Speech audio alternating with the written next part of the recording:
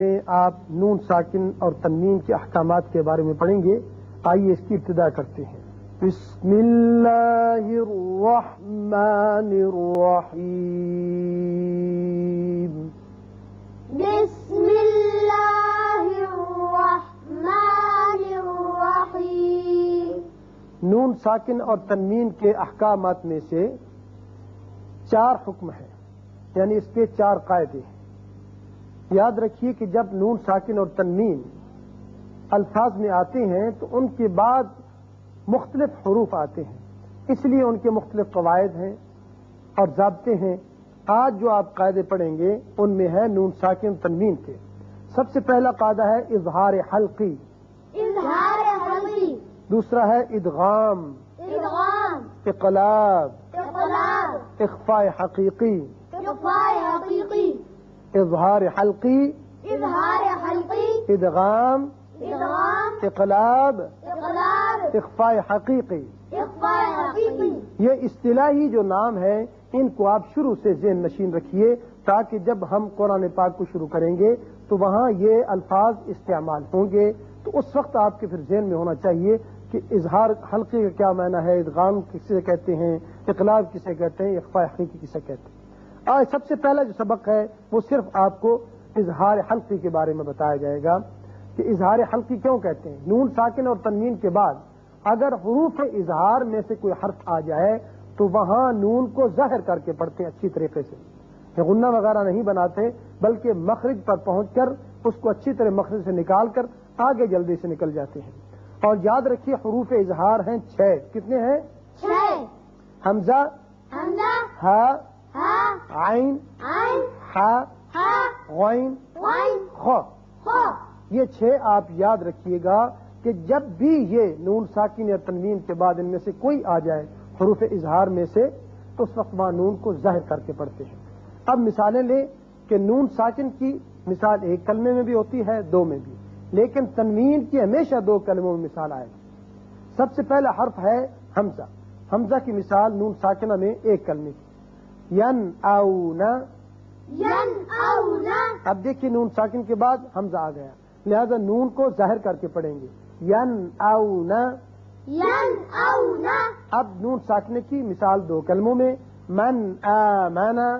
من آمنا. من آمنا. من آمنا. تنوین کی مثال 2 کلموں میں، جنات الفافا. جنات الفافا. اس کے بعد دوسرا حرف جو ہے حروف حلقی میں سے وہ ہے ہا.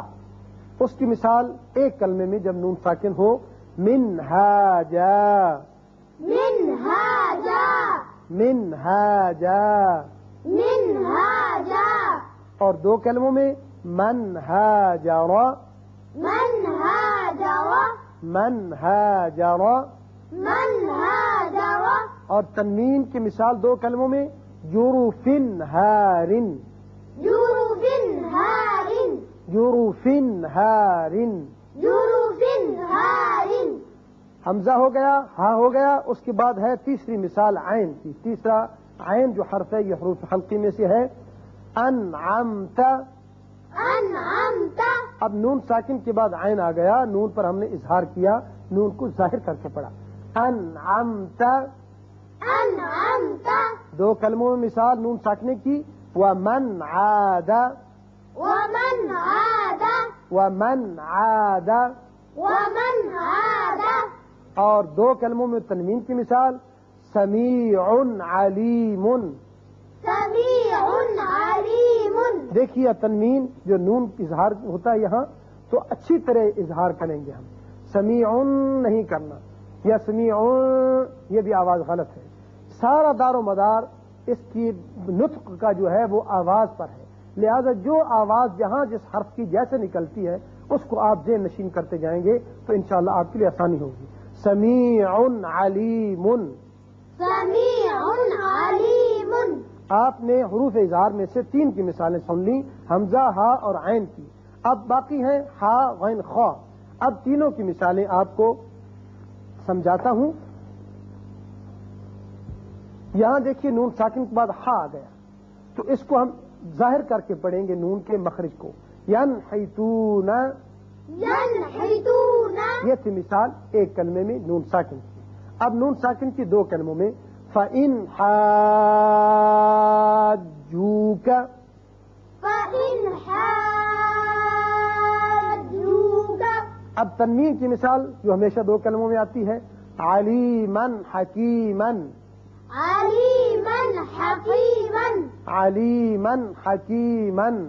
عليما حكيما.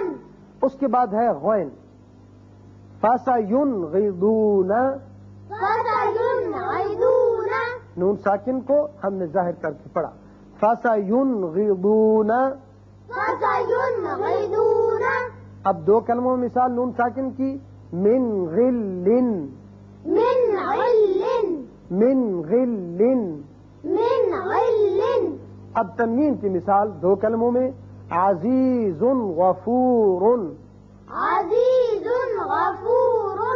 عزیز غفور. عزيز غفور. اب آخری جو حرف تھا حروف حلقی میں سے وہ ہے خا. نون ساکن کے بعد اگر ایک کلمے میں آئے تو یہاں اس کا اظہار ہوگا والمنخنقۃ، والمنخنقة. والمنخنقۃ. والمنخنقة. دو کلموں میں نون ساکن کی مثال من خیر، من خير. من خیر. من خير. اب تنوین کی مثال دو کلموں میں یومئذ خاشعۃ، يومئذ خاشعة. یومئذ خاشعۃ. يومئذ خاشعة. تو یہ تھیں وہ مثالیں جو اظہار حلقی کے بارے میں آپ نے پڑھی. 6 حروف بھی آپ نے سمجھ لیے، حمزہ ہا، ہا خا، عین غین، یہ 6 حروف حلقی ہیں. جب بھی نون ساکن اور تنوین کے بعد آ جائیں تو یاد رکھیں وہاں نون کا اظہار ہوگا. اللہ تعالی ہمیں صحیح سے یاد رکھنے کی توفیق عطا فرمائے.